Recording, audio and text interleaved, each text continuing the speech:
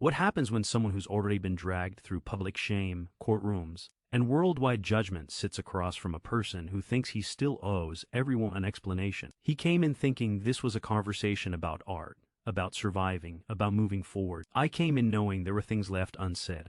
What followed wasn't really an argument, it was more like a slow wearing down. And by the time he finally stood up, everyone in that room understood something a little too late. Some questions aren't looking for answers. They're looking for a surrender. The studio lights were warm, almost forgiving. Autumn colors everywhere. Soft oranges, muted golds.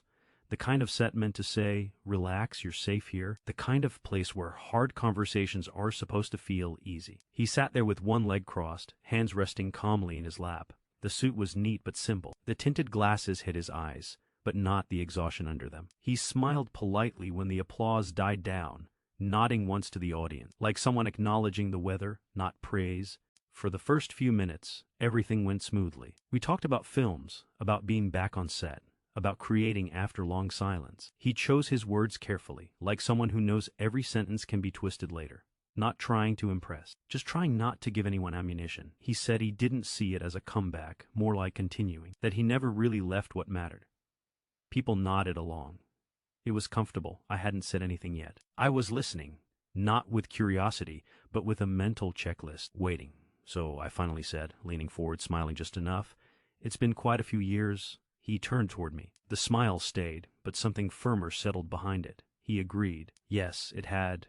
And during that time, I continued, keeping my tone light. "You've been very visible. Headlines, courtrooms, opinions everywhere." He nodded. "True. Some people might say he's told his story again and again." He adjusted his cuff before answering, said he only answered the questions he was asked, said there was a difference. I laughed, softly. Of course there is. I wondered out loud if constantly revisiting it, constantly presenting himself as the wronged one, might keep wounds open. His jaw tightened just a little. He said he wasn't framing himself as anything, that silence wasn't an option when accusations were attached to his name, wasn't it? I asked. You could feel the shift then. Not loud, not dramatic, just enough to pull everyone forward in their seats. A lot of people watched that trial, I said. A lot of opinions formed. Some felt justice happened, others felt uneasy, concerned about power, about influence, about what happens when a beloved figure tells his version louder than anyone else. He said quietly that he didn't have the loudest voice, just a microphone in a courtroom where evidence speaks. That's one way to see it, I replied. His fingers curled once, then relaxed. The tension was there now, under the surface, like a crack in the floor, so I said, let's step back. Let's talk about accountability. He looked straight at me and told me to go ahead. I asked if winning a case meant moral absolution. The room went silent. When he answered, his voice wasn't louder, just sharper, cleaner. He said, truth doesn't need moral theater. Oh, I said gently, we're just getting started. And everyone watching could feel it. This wasn't an interview anymore. It was a test. I didn't rush. Pressure doesn't have to shout. It can wait. It can smile. It can lean in once the room feels calm again. When we talk about accountability, I said, we're talking about culture, not just quotes. Narratives don't exist in a vacuum. They affect people, especially women who already feel unheard. He agreed. Narratives matter. So I brought up the fact that he became a symbol, a rallying point, of fighting back, of winning, possibly at someone else's expense. The room felt smaller. No one jumped in to save the moment. He said the cost he paid came long before any verdict. Reputation, work, silence. I waved it off. Come on. He was never truly silenced. I wasn't hurt, he said. There's a difference. I leaned forward and pointed out that the other side was heard first. That landed exactly where it was meant to. He didn't flinch, but the stillness tightened. Yes, he said, and women were believed because historically they haven't been. So I asked the real question. When he chose to make it public, did he think about what message that sent to women afraid to speak up? He took a slow breath, said he thought about what it would mean to let a lie define his life. A lie? I repeated. Yes, he said calmly. I told him that was a strong word. So was abuser, he replied. You could feel the audience inhale. I pressed on. Juries don't hear everything. Spectacles turn serious things into entertainment. Cameras don't help. He said he didn't ask for them. But you didn't stop them. He looked right at me then. Said he didn't stop breathing either. Asked if he should apologize for that too. People murmured. I told him he was very good with words. I had to be, he said, when they were all I had left. So I asked plainly if he understood why some women watching might feel re-traumatized seeing him celebrated. That's when his voice changed. Colder, Stripped down, he said he understood trauma, understood being disbelieved, mocked, reduced to a headline. I tried to respond, but he raised a hand, just slightly, finished his thought. Said pain doesn't require someone else's silence. Said truth shouldn't be sacrificed to protect a comfortable story. I asked if that meant anyone questioning it was just protecting a narrative. He said questioning isn't the same as prosecuting someone who already survived it. Survived? I repeated, yes, he said quietly. The word sat there, heavy. I brought up the fans, the memes, the cheering, the way it all became sport. He said he couldn't control people, couldn't control the storm before either, but you benefited from it. I said, and that's when his smile came back, not warm, not friendly. Benefit suggests a choice, he said. I chose to speak the truth. Everything else happened whether I wanted it to or not. I leaned back, letting out a loud breath. You're very good at deflecting. He met my eyes. And you, he said, are very good at pushing. The tension wasn't hidden anymore. I smiled again, but this time there was clear irritation behind it. We're just talking here. He nodded. No, he said quietly. We're circling something you're set on saying. My eyes flashed. And what's that? He paused. That I should still be apologizing. The studio went silent. I opened my mouth, and that was the moment I chose to go further. Much further. I didn't hesitate. That was when he knew, not when the questions sharpened, not when certain names came up, but when I stopped pretending this was just a conversation. You know, I said, tilting my head, keeping my voice measured. Some critics argue this was never really about truth, that it was about taking control back. He didn't move. Control, he repeated. Yes, I continued. Control of the story, control of public sympathy, control of how history remembers you. I glanced briefly toward the camera. And whether that control came at the cost of someone else's credibility. His fingers tightened once, then relaxed. You're implying intent, he said. That's not analysis. I smiled thinly. I'm implying impact. The air felt heavy. Even the lights felt harsher. And let's be honest, I added, leaning forward. You're not just anyone. You have fans, money, influence, lawyers, platforms. I paused. She didn't. There it was. His jaw tightened. She had representation, he said evenly. She had a voice. She had every chance to present her case. I waved my hand. Come O.N. Power dynamics matter. A jury doesn't erase years of imbalance. He looked at me for a long moment. When he spoke again, his voice was quieter, almost dangerous.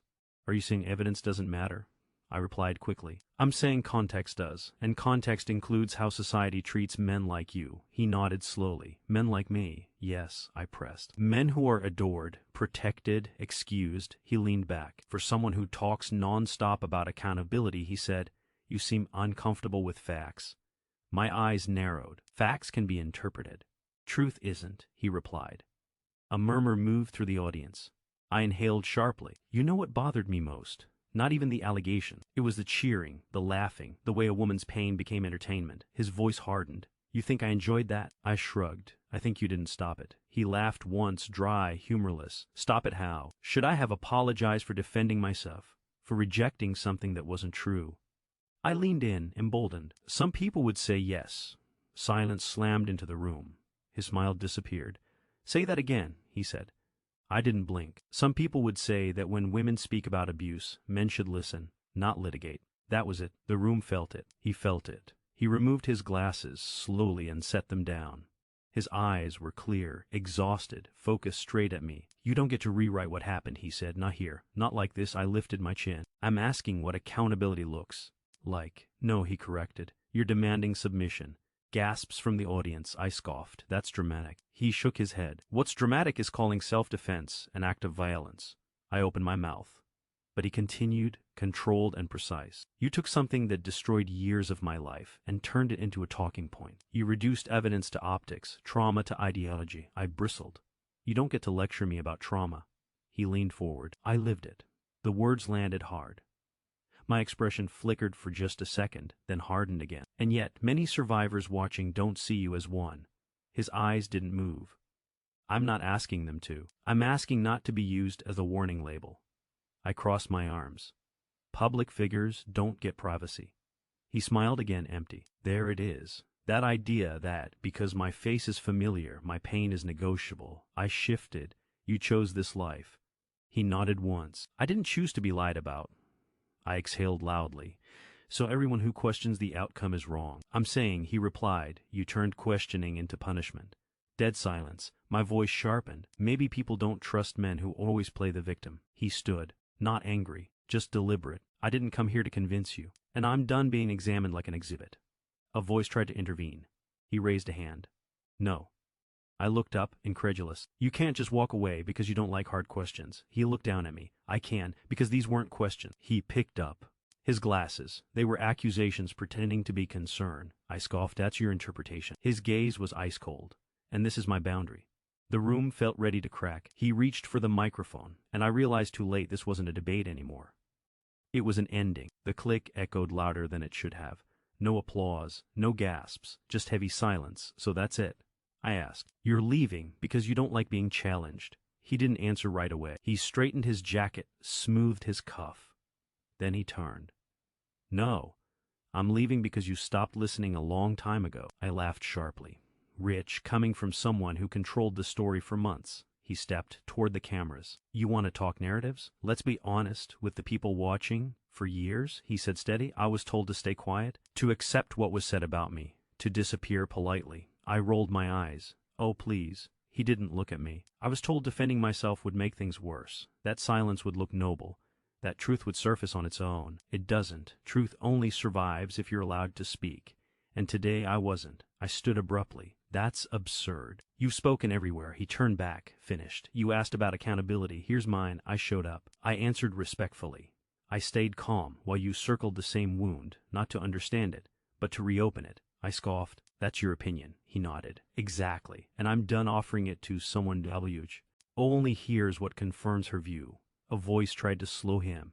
He raised his hand again, softer. This crossed from inquiry into spectacle. I snapped. So you're the victim again. He didn't raise his voice. No. I'm the man who knows when the room has already decided who he's supposed to be. I folded my arms. Walking away doesn't make you right. He picked up his sunglasses. Neither does pushing someone until they leave. He stepped back. For anyone watching who's been reduced to a headline, you don't owe your pain to anyone's ideology. You don't owe your silence to anyone's comfort. I laughed, brittle. Nice speech. He nodded once. It wasn't for you. He walked off.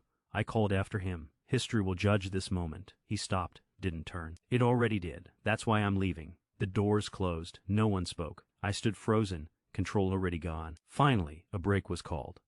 The cameras cut, but the moment didn't fade. What started as an interview ended as something else entirely.